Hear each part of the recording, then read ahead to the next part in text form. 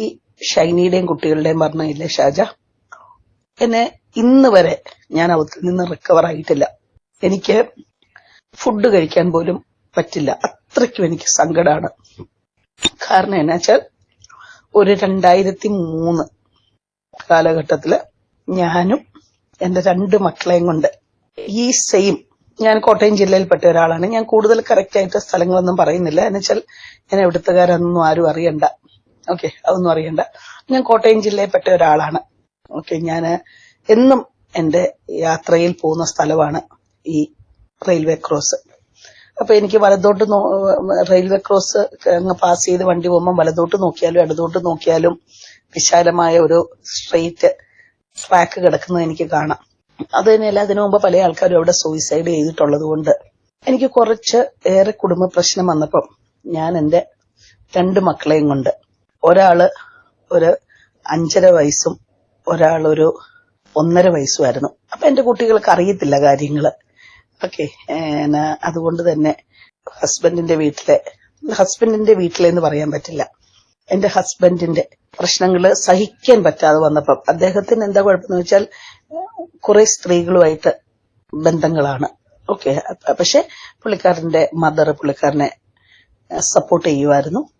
അതുകൊണ്ട് തന്നെ പള്ളിയിലച്ചന്മാരുടെ ഒക്കെ അടുത്ത് പോയി കൗൺസിലിങ്ങിനും, കന്യാസ്ത്രീമാരുടെ അടുത്ത് പോയി കൗൺസിലിങ്ങിനും എല്ലാം പോയി.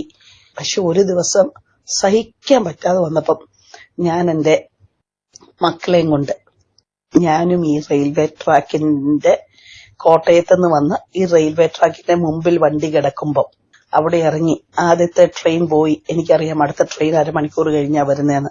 എന്റെ 2 മക്കളെയും കൊണ്ട് ഇറങ്ങി. മോള് കയ്യിലിരിക്കുന്നു, മോൻ കയ്യിൽ പിടിച്ചിരിക്കുന്നു താഴെ. ഞാനങ്ങനെ അവിടെ ഇറങ്ങിക്കഴിഞ്ഞപ്പോ എന്നോട് എന്റെ ഒരു കുട്ടി, മൂത്ത കുട്ടി എന്നോട് ചോദിച്ചു, എന്താ നമ്മൾ ഇവിടെ ഇറങ്ങിയേ? ഓക്കെ, ഞാൻ പറഞ്ഞു നമുക്ക് ഇവിടെ ഒരിടത്ത് പോണം. ആ ടൈമിൽ ബസ് അവിടെ നിർത്തിയിരിക്കുന്നത് എന്താണെന്ന് വെച്ചാൽ ഒരു ട്രെയിൻ പാസ് ചെയ്യാൻ വേണ്ടിയാ. അപ്പൊ ഞങ്ങൾ ഇറങ്ങിക്കഴിഞ്ഞാ ട്രെയിൻ പാസ് ചെയ്യുന്നത്. അപ്പോൾ റോഡിന്റെ ഷെയ്ക്കിങ് കേട്ടപ്പോ എന്റെ കുട്ടി, അയ്യോ എന്താ എനിക്ക് പേടിയാവുന്നു എന്ന് ആ കുട്ടി എന്നോട് പറഞ്ഞ് എന്റെ കയ്യിൽ ഇങ്ങനെ മുറുക്ക പിടിച്ചു. മുറുക്ക പിടിച്ചതാണോ എന്ന് എനിക്കറിയില്ല. ഞാൻ ആക്ച്വലി അവിടെ ഇറങ്ങാൻ കാരണം പോയി കഴിഞ്ഞ് തീർത്തേക്കാം, ഇനി ജീവിക്കേണ്ട കാര്യമില്ല എന്നോർത്തായിരുന്നു. അതുകൊണ്ട് തന്നെ, പക്ഷെ എന്റെ കുട്ടികൾ അന്ന് ചെറിയ കുട്ടികളാ, 5 വയസ്സും 1.5 വയസ്സുള്ള കുട്ടികളാ. അവർക്കൊന്നും അറിയത്തില്ല. ഞാൻ അന്ന് ആ കുട്ടികളെയും കൊണ്ട് ആത്മഹത്യ ചെയ്തായിരുന്നെങ്കിൽ ആർക്ക് കേട്ടാലും ഇതിൽ ഇത്രയും പെയിൻഫുൾ ആകില്ലായിരുന്നു. പക്ഷെ എനിക്ക് ഇന്ന് വരെ ഇതിൽ നിന്നും റിക്കവർ ആകാൻ പറ്റാത്ത കാര്യം, ആ 2 മക്കൾ അറിവുള്ള കുട്ടികളാണ്. ആ കുട്ടികൾക്കറിയാം അവര് മരിക്കാൻ പോവുകയാണ്. എന്നിട്ടും അവരമ്മയുടെ കൂടെ നിന്നു, അല്ലെങ്കിൽ അമ്മ അവരെ കുഞ്ഞുമോളെയും കൂടെ നിർത്തി എന്ന് പറഞ്ഞാൽ ആ കുട്ടികളുടെയും പെയിൻ നമുക്ക് ചിന്തിക്കാൻ പറ്റുന്നതിലപ്പുറം. എനിക്ക് പ്രാർത്ഥിക്കാൻ പോലും ഉള്ള മനസ്സ് മാറി. ഇല്ലെങ്കിൽ ഞാൻ എന്നും പ്രാർത്ഥിക്കുന്ന ആളാ. ഇപ്പൊ ഞാൻ 4-5 ദിവസമായിട്ട് പ്രാർത്ഥിക്കാറില്ല. ഈ ഷൈനിയും കുട്ടികളെയും രക്ഷിക്കാൻ പറ്റാത്ത ദൈവം നമ്മളെങ്ങനെയാ രക്ഷിക്കുക എന്നൊരു സങ്കടം എനിക്കുണ്ട്. എനിക്ക് തോന്നുന്നത് കേരളത്തിലുള്ള എല്ലാ ആൾക്കാരെക്കാളും കൂടുതൽ ഇത് കോറിലേറ്റ് ചെയ്യാൻ പറ്റിയത് എനിക്കാ. അതുകൊണ്ട് എനിക്ക് ഭയങ്കര പെയിൻഫുൾ ആയിപ്പോയി ഇത്. എനിക്ക് ഭക്ഷണം കഴിക്കാൻ പറ്റില്ല, എനിക്ക് ഉറങ്ങാൻ പറ്റില്ല. അതുകൊണ്ടാണ് ഞാൻ ഷാജന് ഇങ്ങനെ കണ്ടിന്യൂസ് ആയിട്ട് മെസ്സേജ് അയച്ചത്.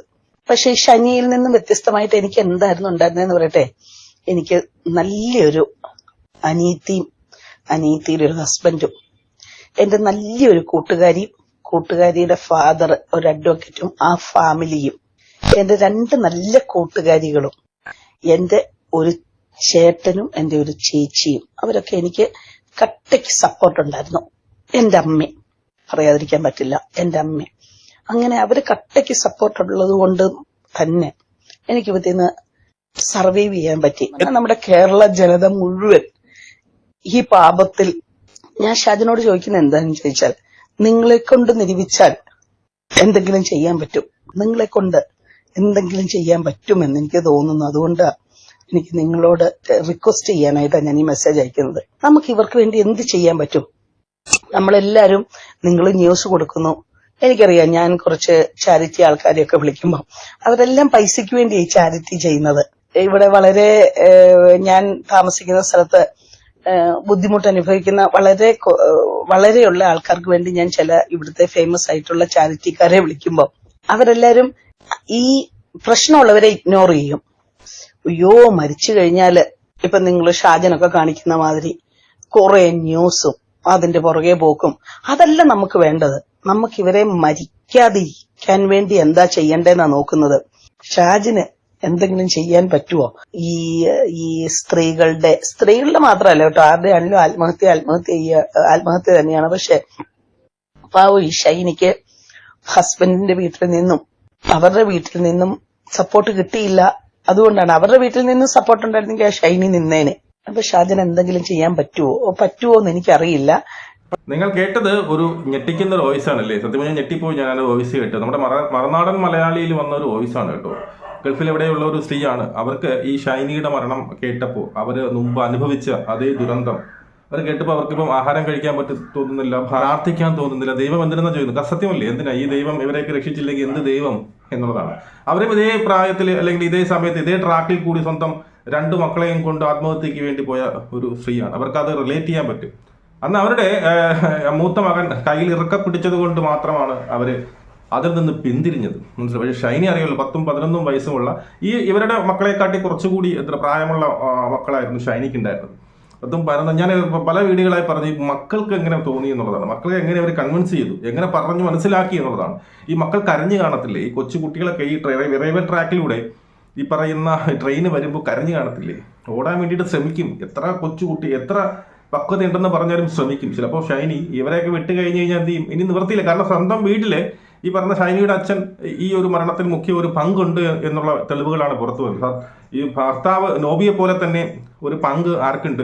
ഈ പറയുന്ന ഷൈനിയുടെ അച്ഛനുണ്ട്. ഷൈനിയുടെ അച്ഛൻ ഈ 2 മക്കളെ കണ്ടെടുത്താൽ കണ്ടുകൂടാണ്. അവർക്ക് ഒരു സ്വാതന്ത്ര്യം കൊടുത്തിട്ടില്ല. അവർക്ക് കുറെ ദിവസം അവർക്ക് പുറത്തിറങ്ങാൻ പാടില്ല, പിന്നെ ഈ പറഞ്ഞ പിന്നീട് ഈ സംസാരിക്കാൻ പാടില്ല, ഉറക്കെ സംസാരിക്കാൻ പാടില്ല, TV കാണാൻ പാടില്ല. അങ്ങനെയുള്ള കുറെ നിബന്ധന വളരെ സ്ട്രിക്റ്റ് ആയിരുന്നു. കാരണം ഇങ്ങനെ ദേഷ്യമായിരുന്നു അല്ലേ? അവിടെ നിന്നൊക്കെ പറഞ്ഞു ഇനി ഇവരെയും കൂടി ഞാൻ തീറ്റി പോറ്റണമല്ല എന്നുള്ള ഒരു മൈൻഡായിരുന്നു ഈ പറയുന്ന പിന്നെ അച്ഛന് എന്നാണ് നമ്മൾ മനസ്സിലാക്കുന്നത്. അതുകൊണ്ട് തന്നെയാണ് ഈ ഷൈനി എന്ത് ചെയ്തത്?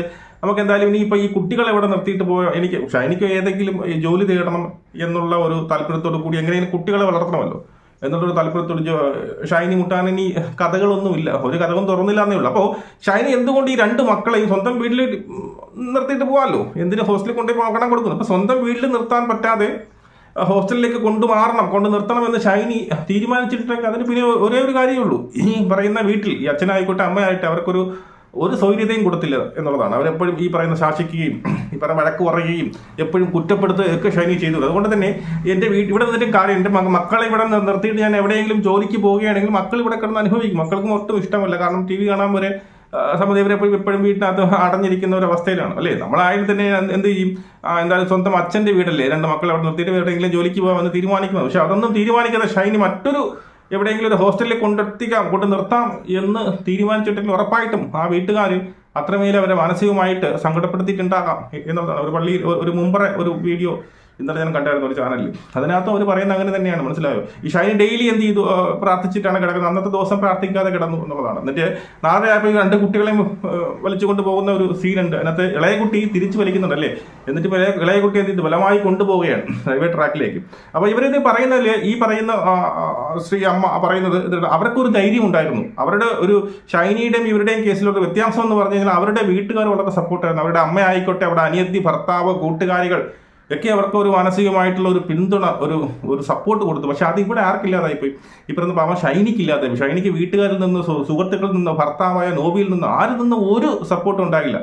അങ്ങനെ ഒരു സപ്പോർട്ട് ഇല്ലാത്തത് കൊണ്ടാണ് ഷൈനി ഈ ഒരു അവസ്ഥയിലേക്ക് മാറിയത്. മനസ്സിലായോ?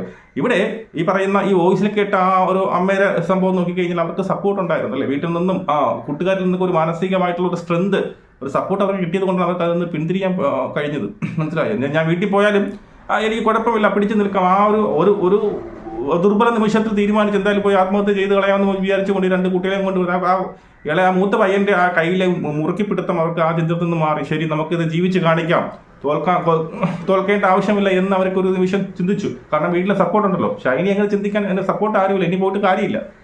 മനസ്സിലായല്ലോ? അപ്പോൾ ഷൈനി അവർ 4 മണിക്ക് ഇറങ്ങണമെങ്കിൽ രാത്രി മുഴുവൻ ഉറക്കം വിളിച്ചിരുന്നിട്ടുണ്ടാവാം. ഈ ഒരു തീരുമാനത്തിലേക്ക് എത്തിപ്പെടാനുള്ള ആ ഒരു മാനസിക സാഹചര്യം മനസ്സിലാക്കി, ആ മാനസിക അവസ്ഥ നോക്കി ഈ 2 കുട്ടികളെയും കൊണ്ട്.